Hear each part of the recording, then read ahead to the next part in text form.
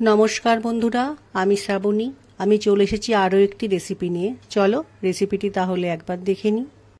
आजके recipe tandoori chicken. बाड़ीते खूब सहजेই tandoori chicken बानानो যায় সেই রেসিপিটি তোমাদের সাথে শেয়ার করব।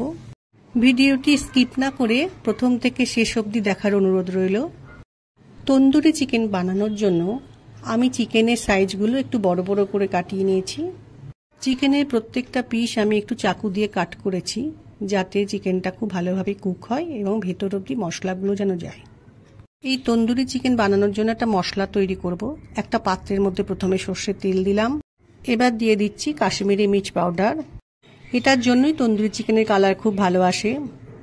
রোস্টেড কসৌরি মেথি দিলাম, এবার দিলাম ঝালের জন্য লঙ্কা গুঁড়ো, এরপর দিলাম ধনে গুঁড়ো, এবার দিয়ে নিচ্ছি জিরে গুঁড়ো, এরপর দিলাম পরিমাণ মতো নুন।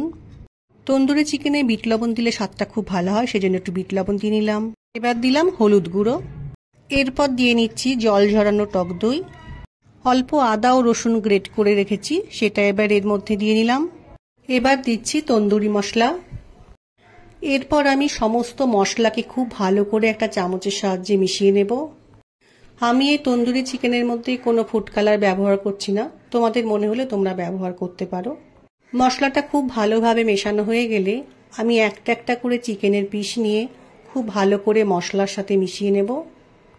এই একইভাবে আমি সমস্ত চিকেনের পিসগুলোতে মশলাটা মাখিয়ে নেব। মশলা মাখিয়ে নেওয়ার পর চিকেনকে আমি 7 থেকে 8 ঘন্টা ফ্রিজে রেখে দেব।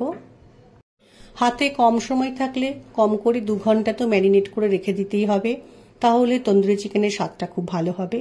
8 ঘন্টা মতো ফ্রিজে রাখার পর আমি তন্দুরি চিকেনটা বানানোর জন্য ফ্রিজ থেকে চিকেনটা বের করে নিয়েছি। একটা ননস্টিক প্যানের মধ্যে আমি একটু বাটার দিয়ে দিলাম। এবার বাটারের মধ্যে অল্প সাদা তেল দিয়ে দেব। তোমরা চাইলে এটা ঘি দিয়েও বানাতে পারো। একটা ব্রাশের সাহায্যে আমি গোটা প্যানটাতে বাটারটা ভালো করে মাখিয়ে নেব। বাটারটা খুব ভালোভাবে গরম হয়ে গেছে, এবার আমি একটা একটা করে চিকেনের পিস প্যানের মধ্যে দিয়ে দেব। এইভাবে ননস্টিক প্যানের মধ্যে তন্দুরি চিকেন বানালে কিন্তু সত্যি খেতে খুব সুন্দর হয়। যারা বাড়িতে কোনোদিন এইভাবে বানাওনি তারা একবার বানিয়ে দেখো, খেতে কিন্তু খুব টেস্টি হয়। চিকেনের পিসগুলো একদিক একটু কুক হয়েছে, এবার আমি চিকেনের পিসগুলোকে উল্টে দিয়ে অন্য সাইডটা একটু কুক হতে দেব। গ্যাসের ফ্লেমকে লো করে দিয়ে আমি আরও কিছুটা সময় রান্নাটা হতে দেব। চিকেনের টুকরোগুলো যাতে ড্রাই না হয়ে যায় সেজন্য একটা ব্রাশের সাহায্যে প্যানের মধ্যে যে বাটারগুলো রয়েছে সেগুলো আমি চিকেনের পিসগুলোর ওপর ভালো করে দিয়ে দিচ্ছি। গ্যাসের ফ্লেমকে লো করে 20 থেকে 25 মিনিট কিন্তু এই রান্নাটা করতে হবে। আর এই রান্নাটা করার সময় চিকেনের পিসগুলো মাঝে মাঝে একটু করে উল্টে দিতে হবে আর গায়ে একটু বাটার ব্রাশ করতে হবে।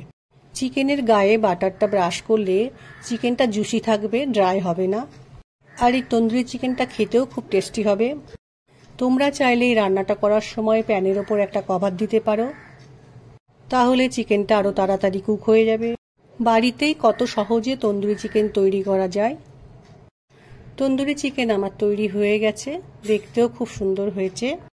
আমি একটা গ্রিন চাটনি তৈরি করে নিয়েছি, সেটা দিয়ে তন্দুরি চিকেনটা পরিবেশন করব।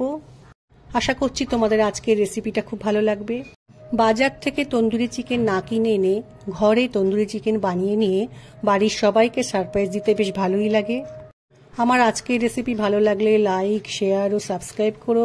ভিডিওটি দেখার জন্য ধন্যবাদ। ভিডিওটি আজ এখানেই শেষ করছি, ফিরে আসছি আরও একটি রেসিপি নিয়ে।